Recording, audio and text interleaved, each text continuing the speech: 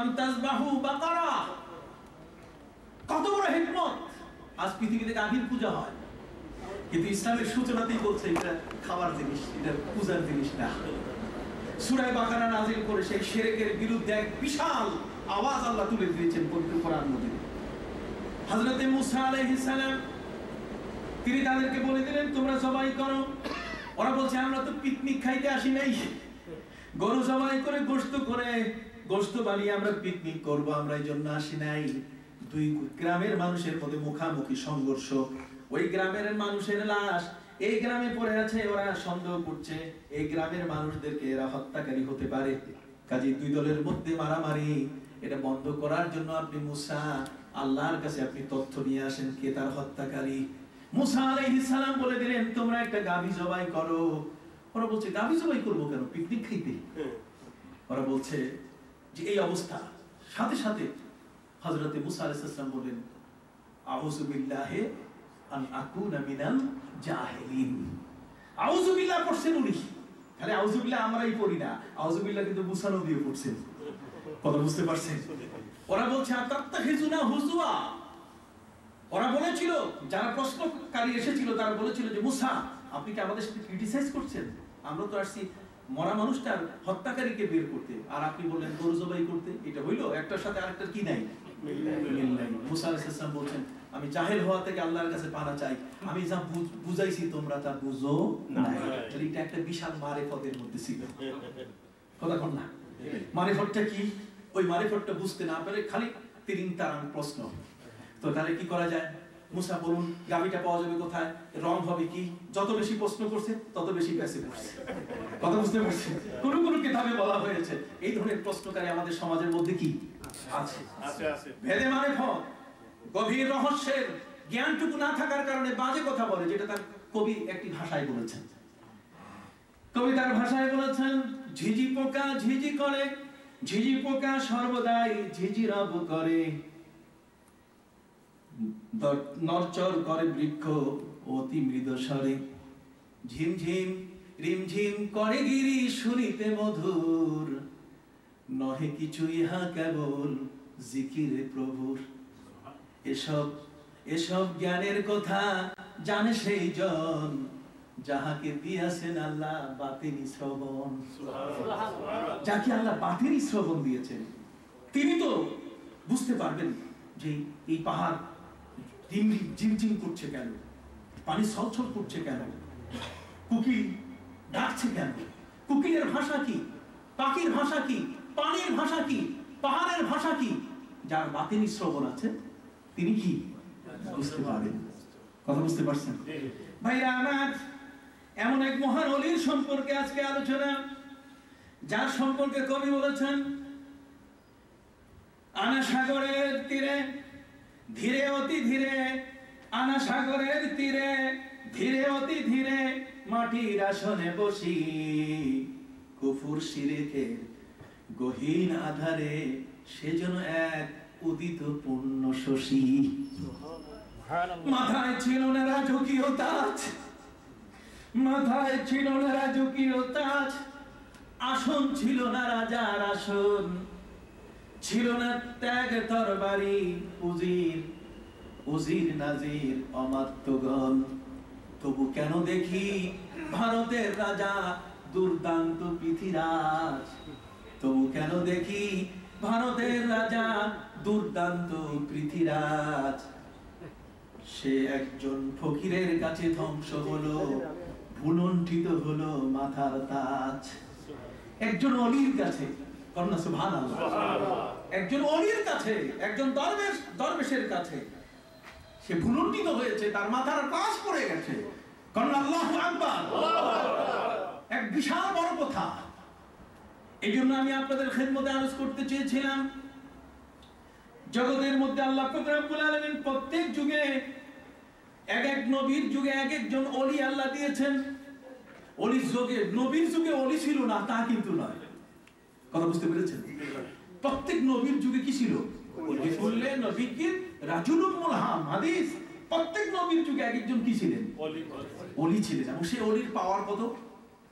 ওলির পাওয়ার হলো পবিত্র কোরআন মজিদে আল্লাহ পাক রব্বুল আলামিন বলছেন হযরত মুসা আলাইহিস সালাম ওই যে গরু জবাই করতে গিয়ে তাদেরকে বললেন, তারা ভেদ বুঝে নাই।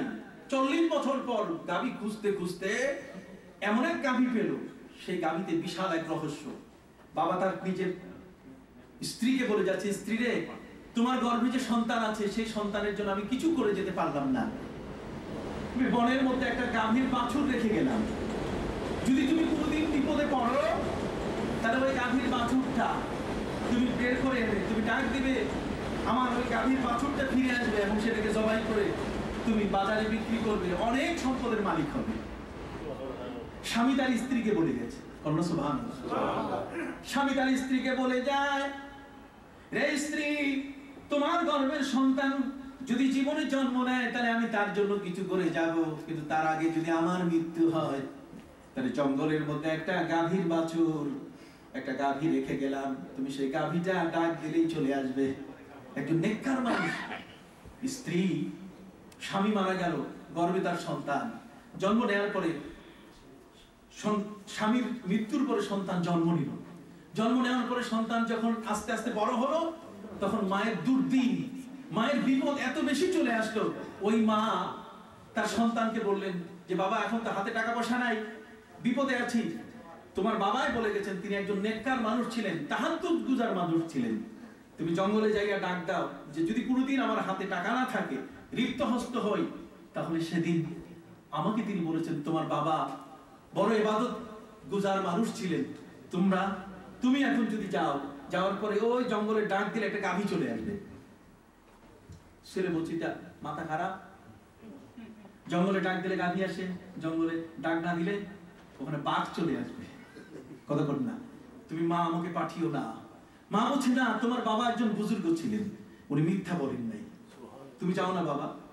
ছেলে কোনো মতেই মানে না, যে তোমার মাথার তো বুদ্ধি নাই, এভাবে জঙ্গলে কেউ কার ছেলেকে পাঠায়?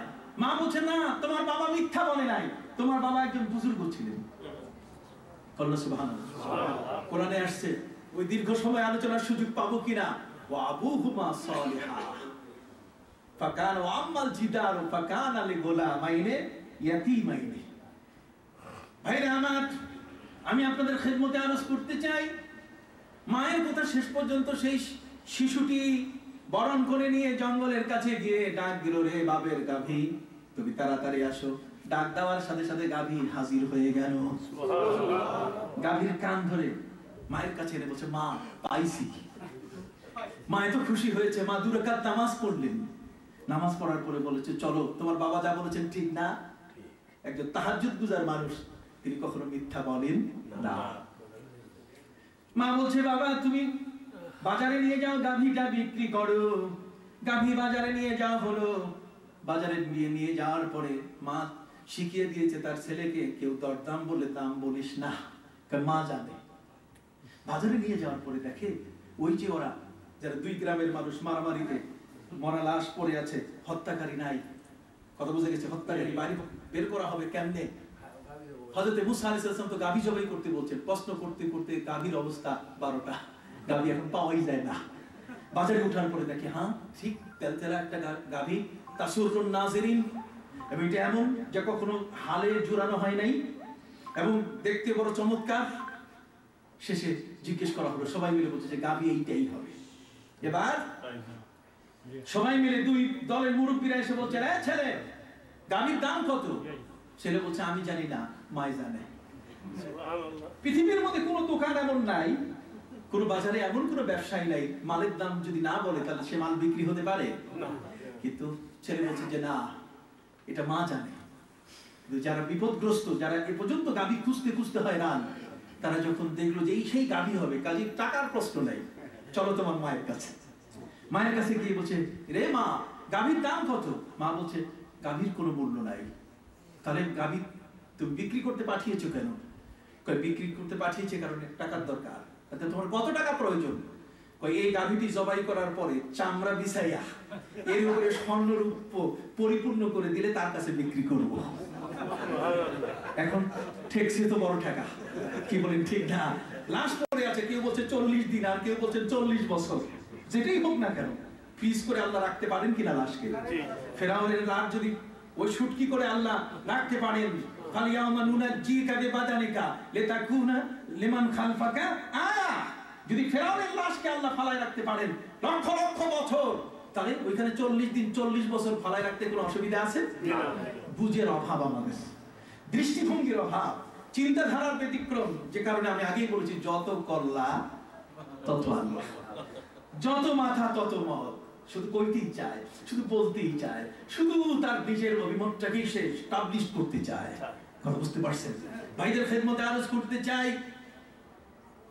এরপর রাজি হয়ে গেল, বাবা বলে গেছেন কোনদিন যদি